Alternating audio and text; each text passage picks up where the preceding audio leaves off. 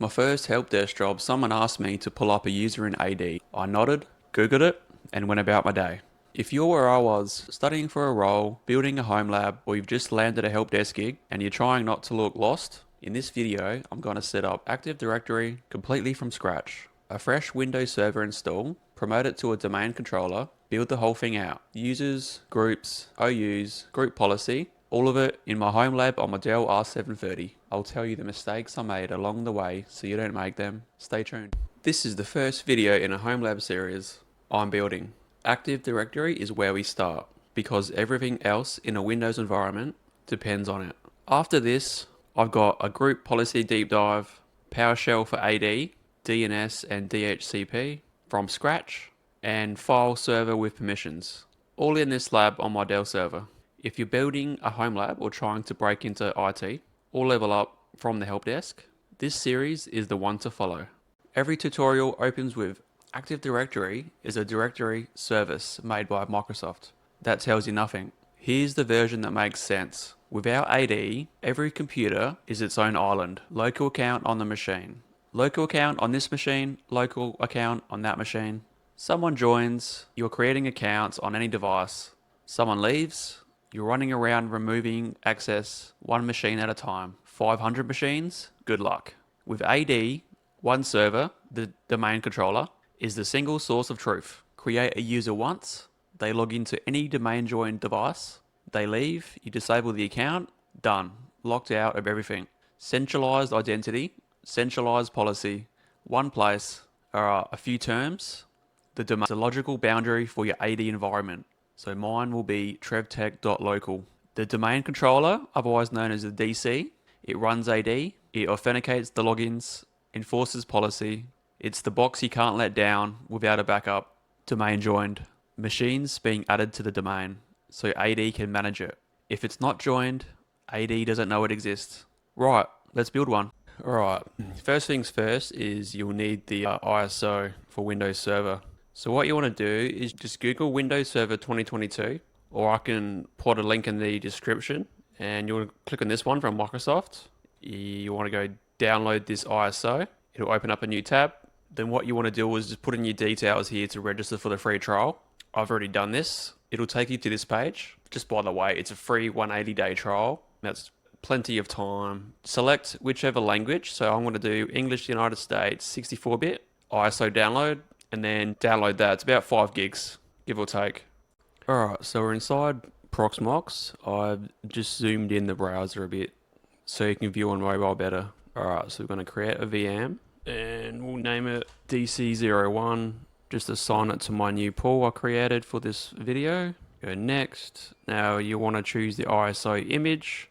So this one here, it was Server 2022. Change type to Microsoft Windows. That's all good. Alright, we'll add an additional drive for the VirtIO drivers. I'll cover that in a bit. So this one here. Yep, Q35 machine. BIOS, make sure it's set to OVMF UEFI. And select your EFI storage to whichever storage pool you got set up. I do like activating Q. You don't have to, just ignore that. Disk space, 30 is plenty. I like to go 60 gig. I don't even know if that makes a difference, but SSD emulation, defaults, all good. CPU, 2 cores is a good start.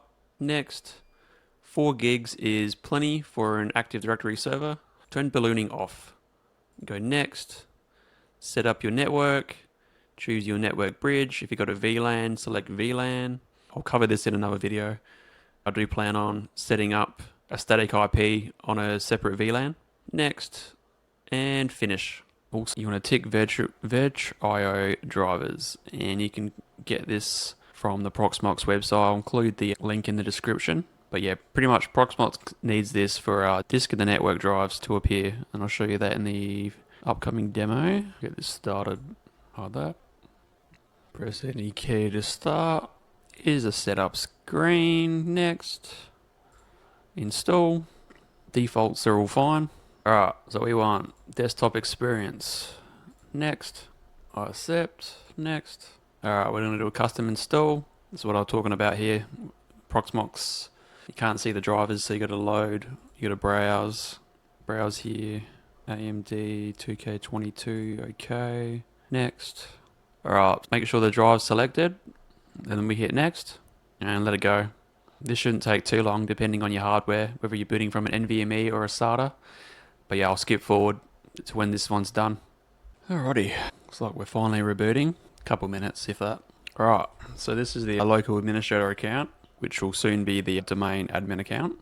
So set a password, super secret password.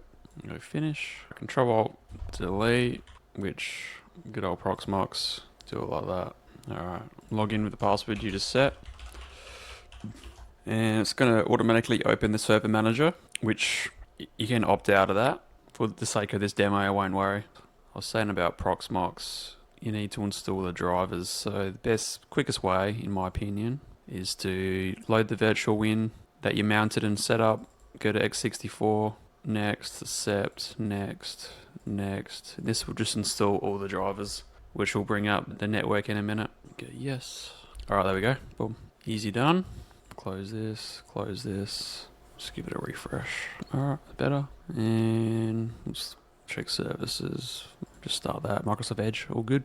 Alright, server manager. But yeah, essentially here's when you want to adjust time zone, date. If you're planning on keeping this for a while, get it set up how you want. But this is just a demo. I will get stuck straight into promoting it to a domain controller. To do that, add roles and features. Skip by default, yes, next, and you want to select Active Directory Domain Services. Yep. Just want to make note, this video will just be doing this all through the GUI. I'll work on a PowerShell style one for the next one. Link to all commands on how to set this all up via PowerShell. Makes it a lot quicker. But it's good to do this manually a few times just so you can get used to it. And it's obviously it looks better on your resume and when you speak about it in interviews. Alright, next. I like to hit restart if required. Install. We'll just skip forward till this is done. Cool. No reboot. Alright, we want to click this yellow exclamation mark and we want promote this server to a domain controller. Click that. We are adding a new forest and this is where you would enter the domain name you'd like. So I'll do local. But yeah, innerlab.local was fine for learning. Alright, functional levels, just leave it the default. That is fine. So yeah, DNS server, make sure that's ticked. Your domain controller should be your DNS server. I'll explain later. So the DSRM, Directory Services Restore Mode. This is your AD recovery password. So we'll just set that to something secret. But yeah, production, make sure that's separate to your domain password. In the lab, doesn't matter too much. Alright, tick next. Alright, DNS delegation, we can ignore this. You can't find the zone because we are currently creating our first domain controller. Let's go next. So the NetBIOS name should autofill. There we go, that's fine. Next. These paths are fine. Next. Yep. Next. In Stacks, you're logging in as domain name / administrator instead of just administrator, and that's how you know it worked. Alright, now you'll notice there are 3 extra options. ADDS, DNS, and file and storage services. This is your domain. Now let's put some things in it. At work, you won't see OUs called IT and staff. You'll see something like this. Geographic OUs at the top level, then department or object type OUs underneath. Australia, USA, whatever your offices are. Inside each one, you'll find users, computers, and groups. Why geographic? Because different offices often need different group policies. The Australian office might have different drive mappings, different printers, different login hours, network setup than the US offices. OUs let you target that. A few things, service accounts will get their own OU. These aren't people, they're just accounts running services. And notice I'm putting users, computers, and groups inside each OU. That's so I can link group policy at the geographic level and have it hit everything inside. Or link it specifically to just the user's OU if I need to. Alright, now we're going to open up ADUC, which is Active Directory Users and Computers. You can find that in Start, Windows Admin Tools, and here we go. Alright, this is the tool you'll live in. Here's TrevTech.local, and you can see the default containers, built-in, computers, domain controller, users. Don't just dump everything into users. That's a first time mistake. You want to manage your lab via OUs, organizational units. OUs, organizational units, they look like folders, but they're more than that. OUs are how you target group policy. Alright, so we'll go and create one now. So, what I like to do, I like to create, just call it lab, and then we'll create all our internal OUs inside of that for users and devices.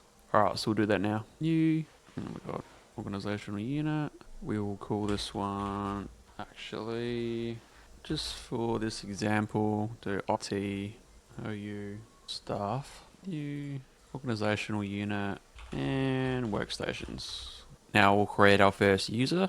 So what you want to do, right click the OU, new user, give them a first name, last name, and then the logon name, otherwise known as the SAM account name. So what most companies do is first name dot last name. Password, tick user must change always. So we'll just create, most companies will just assign it a random password and email that to their supervisor. And for testing, people normally uncheck this box. Alright, now we've got our first user, Bruce Wayne, in the IT OU. Now, let's just do a group. So let's create another OU, let's name it groups. Now I like to keep all these organized within the lab OU, just so it looks a bit neater. So before I create any groups, let me explain what they actually are, because this is the bit that confused me, and it'll come up in every interview. So, two types, security groups and distribution groups. Security groups control access. So let's say finance needs to read the finance share. You create a security group called SG-finance-read. You add the finance team to it. You give that group read access to the folder. Someone joins finance. You add them to the group. Someone moves to HR. You remove them. The folder permissions never change. Clean. Alright, distribution groups. They are email lists. That's it. Say you want to email everyone in IT. You create a distribution group. You call it DL-IT-all. You add the IT team. You send one email to that group and everyone gets it. No permissions, just email. And notice the naming, SG for security groups and DL for distribution list. At every place I've worked, there's a naming convention. If you start your home lab with one, you'll be ahead of half the other help desk techs who've only been in the job for a year. Now, group scope. Global, domain local, and universal. This is the bit that sounds complicated, but it really isn't until you see it in practice. So global groups, they hold your users. Think of them as who? Domain local groups, they hold the permissions. Think of them as access to what? You put the global groups inside the domain local, so users, who they are, and what they can access. So for short, that's AGDLP. Accounts go in global groups go in domain local groups. Domain local groups get permissions. In a home lab, you can get away with just using global security groups for everything, but know the model. It'll come up in interviews, and it's how large environments are actually structured. To do a group, new group, let's just do IT admins, security group. It's normally by default, global, that's all fine. Okay, now we've got our first group. Now to add members to the group, pretty straightforward. Double click the group, go members, add, then type in the UPN name, or you can just do first name, check names, do the correct first name, Bruce Wayne, boom, apply, okay. And the other way to do it, you can do it by the user. So you can double click the user, member of, and this will display all the groups. So obviously I'm already a member. We'll just remove that for this example, add. Same deal here for groups, IT DAP, check names, IT admins, boom, boom. Bruce Wayne's now in the group. So yeah, normally any permissions you would assign to the group, not the user. The person joins, you add them, person leaves, remove them. It's very clean. And when someone leaves the company, normally the first thing you want to do is disable the account, which can right click the user, disable account, object Bruce Wayne has been disabled, and you got a little down disabled arrow on that user. We don't normally delete users. Most companies would disable and they'll have like a outer scope OU, whether it's called a graveyard or stale objects, and then once you've done the exit, you just move that user to the outer scope OU. Every place I've worked, that's been the case. Alright, let's just re-enable. Same deal, re-enable, right click, enable account, boom. Bruce Wayne can now log in. Alright, that's a very basic rundown of Active Directory users and computers. Just going over OUs, creating users, creating groups, and same deal. User wants to reset a password, right click, reset password, easy as that. Change the password, either leave that checked. If they're locked out, unlock the user's account. Okay, you can send the password to them, or if they come to you, simply uncheck that box, let them enter the password, make sure it matches, hit OK, bam. If you're building along with me or you're planning to, subscribe. I'll be doing a PowerShell version of this video coming up next. Alright, group policy. How you push settings to every user and computer on your domain without touching a simple machine. Powerful. It's also the fastest way to embarrass yourself if you don't know how it applies. I set up a GPO for an intranet page. I linked it, thought I was done. What I actually did was force the intranet page to everyone's new tab in the company, and it wiped out their favorite links. Everyone, including my IT manager. His shortcuts, gone. Fun morning. So let me save you that conversation. Alright, group policy management. Quick demo. Here's the domain. Here's the OUs. Here's the group policy objects. GPOs apply in order. LSDOU. Local, site, domain, OU. The latter wins. OU level beats domain level for the same setting. That's about 80% of why isn't my GPO working. Tickets right there. Two policies fighting. Nobody checked which one wins. So what can you push? You can map network drives. You can set wallpapers. You can set the password complexity. You can block USB drives. You can set firewall rules. You can do folder redirection. One thing nobody mentions, GPO changes don't apply instantly. Workstations check every 90 minutes.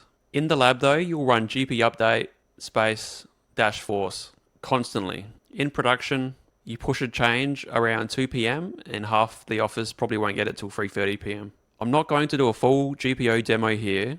That'll be its own video. The group policy deep dive is coming up in this series where I'll walk through creating, linking, and troubleshooting GPOs properly. Subscribe so you don't miss it.